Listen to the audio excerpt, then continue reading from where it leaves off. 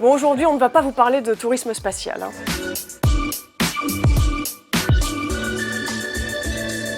Alors déjà, on y allait plus souvent qu'on l'imagine. On pense souvent seulement à Neil Armstrong et Buzz Aldrin, mais il y a quand même 12 astronautes qui sont allés sur la Lune, qui ont posé leurs pieds, tous des militaires, sauf un scientifique, le dernier à avoir posé le pied, Harrison Schmitt. C'était un géologue et d'ailleurs c'est lui qui a rapporté les échantillons les plus intéressants parce qu'il savait, lui, contrairement aux autres, particulièrement choisir les roches les plus intéressantes. Mais voilà, les temps ont changé, la course à l'exploration entre les États-Unis et l'Union soviétique est terminée et voilà pourquoi on n'y est pas retourné depuis toutes ces années.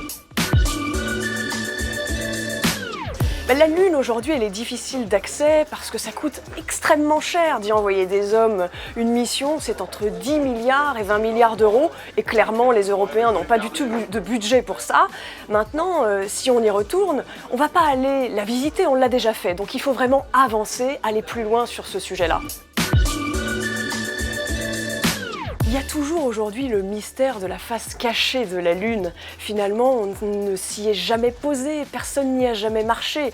Les Chinois, justement, vont envoyer une sonde à cet endroit-là à la fin de l'année, donc on en saura un peu plus. Et puis, il y a une grande idée portée par l'Agence spatiale européenne, c'est de créer un village lunaire, un village sur lequel les astronautes se succéderaient. D'ailleurs, des chercheurs sont en train de créer les briques qui pourraient constituer l'habitacle de ce village lunaire. Et puis il y a un troisième projet, c'est de transformer la Lune en station-service de l'espace en quelque sorte. Se servir de la Lune pour fabriquer du carburant, de l'hydrogène, de l'oxygène et d'aller plus tard sur Mars à 57 millions de kilomètres de la Terre.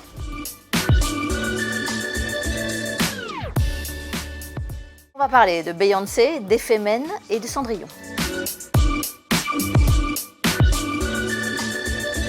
Si vous me posez la question, c'est qu'il y a un petit livre qui vient de sortir, qui est super pédagogique, très intéressant, qui s'appelle donc Beyoncé est-elle féministe, écrite par 2 militantes d'Oser le féminisme. Et la question est simple, mais la réponse est beaucoup plus compliquée, parce que pour certains, effectivement, Beyoncé est vraiment féministe, parce que c'est la première artiste au monde à avoir écrit féministe dans son dos sur scène. C'est la femme la plus influente du monde selon le Time, et elle chante des thèmes féministes. Mais d'un autre côté, il y en a d'autres qui pensent qu'elle n'est pas du tout féministe. D'abord parce que, elle affiche le féminisme peut-être pour vendre des disques, et puis 2, elle sexualise son corps. Beyoncé, elle met ses seins, elle met ses jambes, elle met ses fesses, et pour certains, c'est-à-dire se placer dans le regard de l'homme dans un jeu de séduction, c'est tout sauf être féministe. Et donc la réponse qui est ambiguë, qui est un peu ambivalente, montre qu'il y a 1000 façons d'être féministe. Alors là, je vous arrête. Je crois que la réponse est, pour le coup, est très claire et très nette. Pas du tout. Les héroïnes des contes de fées, donc Blanche-Neige, Cendrillon, La Belle au bois dormant ou même La Petite Sirène, font 2 choses dans les contes de fées. Soit elles attendent, soit elles dorment.